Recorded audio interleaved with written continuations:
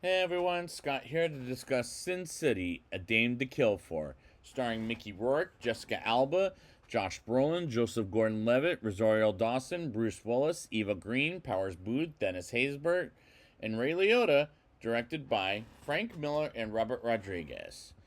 Now, I've only seen this movie once back in the theaters, but what do I think of it? Well, it's probably going to be the same as I think of it now. Let's get into it and see what I'm talking about. We open with Marv, returned by Mickey Rourke. What the fuck are you doing back here? As he has a condition and can't remember what happened to him, nor why does. And the dialogue is worse than last time, and the way it's shot is pretty worse than last time. And this time, I don't like Marv as a character, which is a real shame because didn't he die in the last movie? As I don't know what the fuck is going on at this point. As Marv kills some bad guys with a little help by some people on the roof, and we get to the opening credits, and we get to Lucky Man Johnny, played by Joseph Gordon-Levitt, coming to Basin City with Senator Rourke, returned by Powers Booth, as he plays cards with Rourke, and gets lucky and wins his slot machines with his lucky charm Marcy, played by Julia Gardner, as she's colored while everybody else is black and white, and this cinematography is worse. Johnny goes into a room with Rourke and Marcy and wins a game of poker as he wins big money from Rourke and his goons, and while Nancy, returned by Jessica Alba in her worst performance yet, sees Rourke and wants to kill him dead. Well, Johnny bets on money and wins again big time against Rourke, as Johnny has the magic can and Rourke decides to break his fingers, as Nancy almost takes a shot at Rourke as Hartigan, returned by Bruce Willis, shows up as a ghost.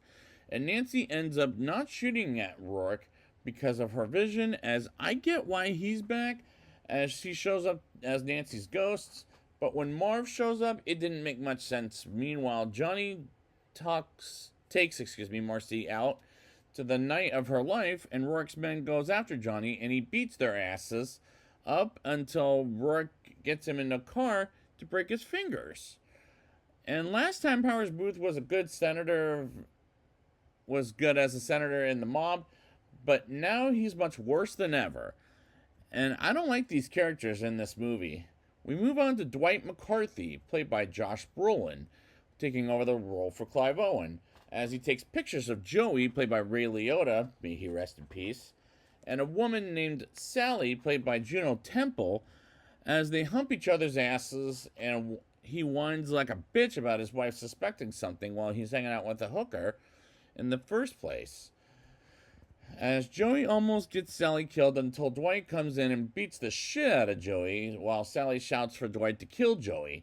And Dwight takes Sally back to Old Town Basin City, and he drives back to Joey's wife to show him some things Joey did, as Dwight drives like a fucking maniac and gets out of the car and screams at the heavens, which is bad enough as it is. And he gets home and gets a call from Ava Lord, played by Eva Green, as she wants to meet him and shows up 20 minutes, and he shows up 20 minutes early while Ava shows up an hour late wearing a blue dress, and he asks her what does she want, and she says she wants him to forgive her, while he's acting like a prick to her while knowing she's bullshitting around. And if you've seen 300 Rise of an Empire, you know why, as Eva Green plays an evil character quite well in both this and 300 Rise of an Empire. Manu, played by Dennis Haysbert, comes up to the table Ava and Dwight are sitting at and disturbs them as Marv comes in to protect Dwight and intervenes after Ava left him at the bar while she's making Dwight crazy, and he wants to know what's wrong at the Lord household. And I honestly don't know what the fuck is going on in this movie, and I just don't care at all, as Ava's husband is a rich man, and Ava betrays Dwight by getting him beat up. And I'm thinking, is this story taking place before the first movie or after the first movie? Because that wouldn't make much sense. And they drop Dwight off near a Mustang back to his apartment and sees Ava naked on his bed, and she begs him to punish her and smooch up a storm. And the editing made sense in the last movie, but here it doesn't make sense, and neither does the three stories. And Manute comes in, and Dwight punches him twice, and he punches him super hard. Manute does. That knocks him the fuck out, and Dwight goes to the bar and asks Marv for some help to get Ava out of the Lord household. And I just don't give a shit whether for the story as well as any other story. Dwight and Marv go to the Lord household, and Dwight saves Ava by talking to Damien and beats the shit out of him as Ava watches, and she betrays Dwight and shoots him down as it was her fucking plan. And shoots Dwight to the ground, and he escapes while Marv beats the shit out of Manute and takes out one eyeball, which scared the shit out of me because it explains what happened to his eye in the last movie. And Marv takes Dwight back to Basin City, and unfortunately, a rookie cop, I'll say, tries to pull them over, but luckily Marv gets rid of the officer as Dwight goes to Old Town as Ava tells the cops Dwight is Damien's murderer.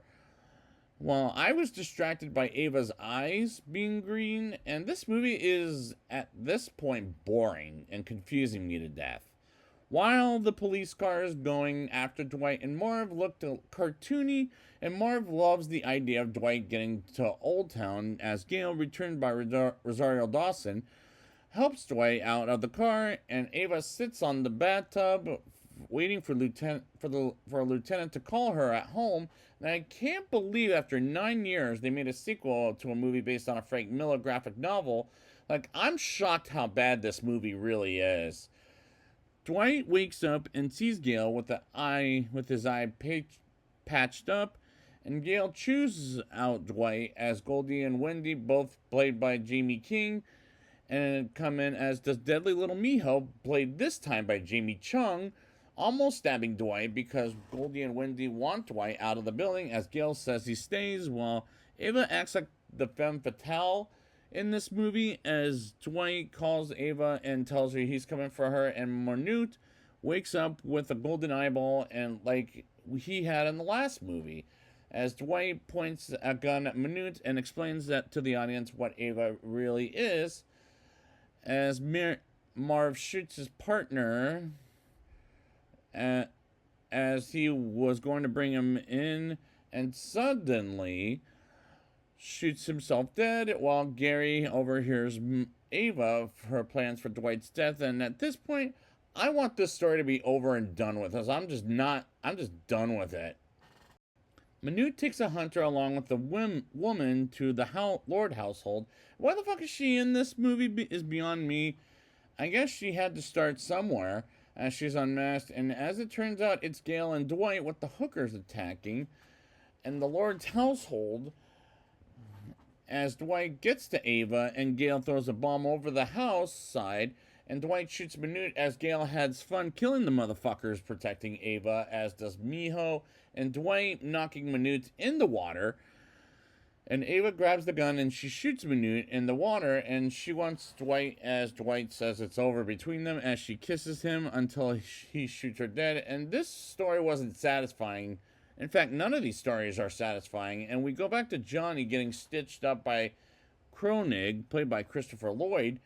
And the older he gets, the more movies he's in, the less I like him in those movies in particular. Like the Piranha remake, for example. And I'll see how I feel about him in Nobody before I do that sequel later this year.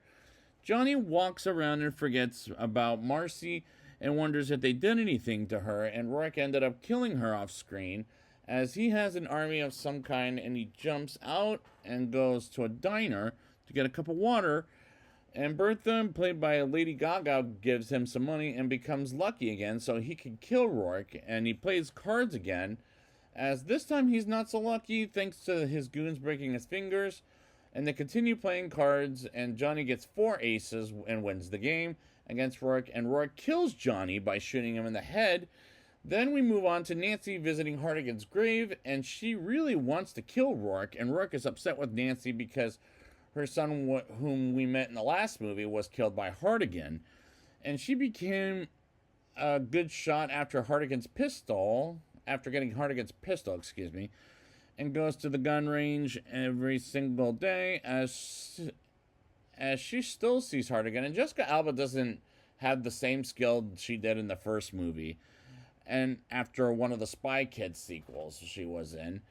And now in this movie, Nancy acts crazy on stage as she beats herself up in the mirror and drinks heavily and sees Hardigan every single fucking night, and she hates him for leaving her like that because he shot himself dead at the end of the last movie. And like I said, said she desperately wants Rourke dead as she cuts her own hair so nobody can recognize her, and she dreams of Rourke holding a knife to her throat, and she gets to the bar at the next time and performs her sexy dance, and Marv believes something is wrong and walks out thinking it's like his sister doing the nasty. And she breaks the mirror with her head and starts to bleed and cuts her own face.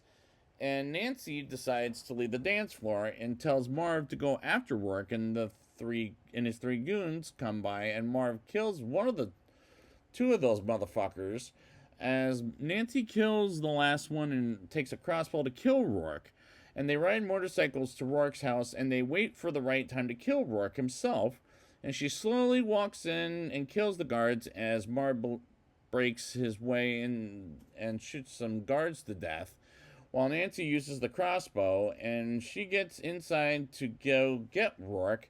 And Marv is pretty wounded, and Nancy goes after Rourke and gets fooled by the photo, and he almost kills Nancy to death and monologues about his son, and she shoots Rourke and twice until he dies.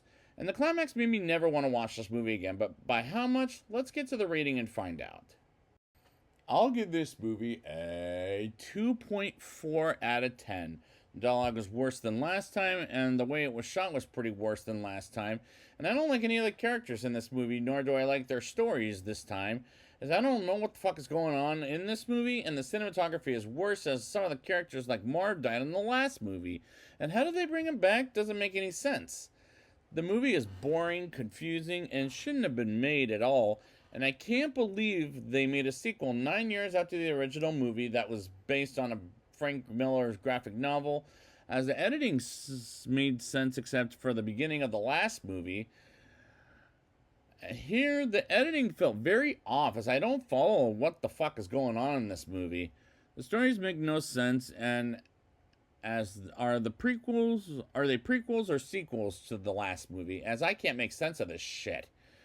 And I just don't give a shit about any of the stories. And after the better movie, that is the last movie, this is getting a solid non-recommendation for me, because this sequel that feels unnecessary, and I cannot believe this movie exists, as it's so bad I never want to revisit this ever again, as far as I'm concerned. So I'd like to thank you guys for joining me for Sin City, the series, and until then, bang bang, I'm dead.